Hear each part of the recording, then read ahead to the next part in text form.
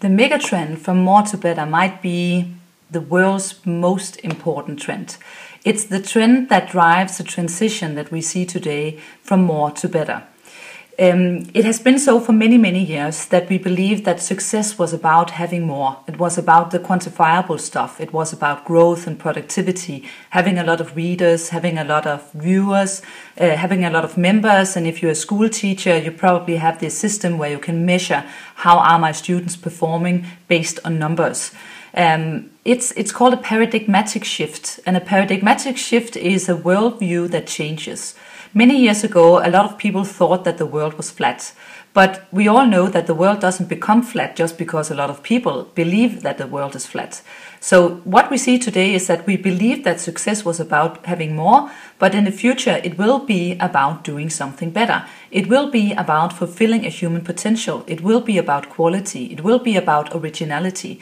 Actually, in marketing, people say that the people who need marketing in the future is the people who have nothing to say or nothing to tell, or only are making crap products that people do not want, because if you are attractive, then the world will find you.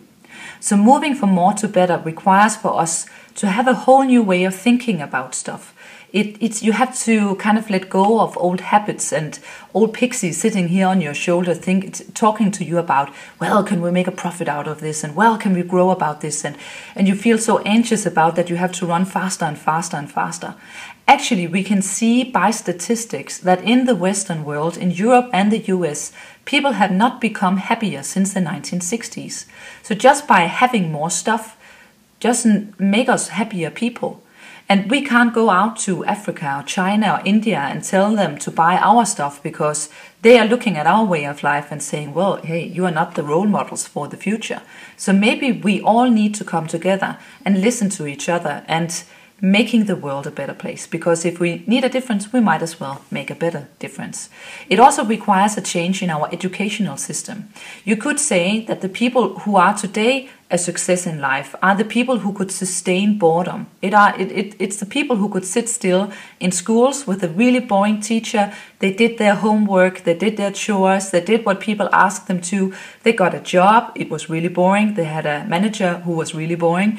They sat in on PowerPoint presentations that were really boring. And they did a lot of, vision sessions and so on that didn't engage them at all while making crap that the world doesn't need. Without ever having deep reflection, without ever asking the questions, why? Why am I sitting here? What is the meaningful of this? Those are the people who had a success until the paradigmatic shift. What we'll see in the future is that the people who will be a success in the new paradigm are the people who are asking why, are the people who can cope with complexity, are the people who can listen to others and know that by being irritated, that's not a bad thing. That's like running and then I experience that my leg is hurting. That doesn't make me a bad person. It's just because that the other person is saying something that annoys me. So I say, oh, you're so annoying. Could you please tell me something more? Because I really need to listen to you. You are telling me something that I do not want to hear. You can actually say that it's a little bit like buying a plant. You probably once in your life bought a plant that you brought home, and I'm sure you don't do that because you want to kill the plant. You do it because you really want to see it grow and fulfill its potential.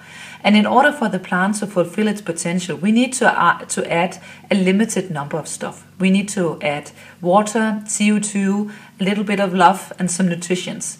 But if water is the delimiting factor, if you don't give your plant water, then it doesn't matter how much nutrition you add to the plant, because you need to add water to see more potential come out of it.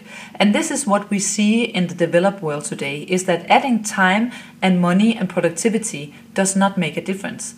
Actually, it's in some places, it's like when you give nutrition to a plant who already has enough, then it has the opposite effects. So it will actually kill the plant to get more nutrition if it has enough. You can see the same with the salary, that having a high salary can actually be demotivating.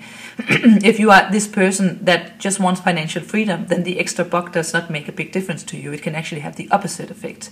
So we need to work with the delimiting factor. We need to look at people like plants.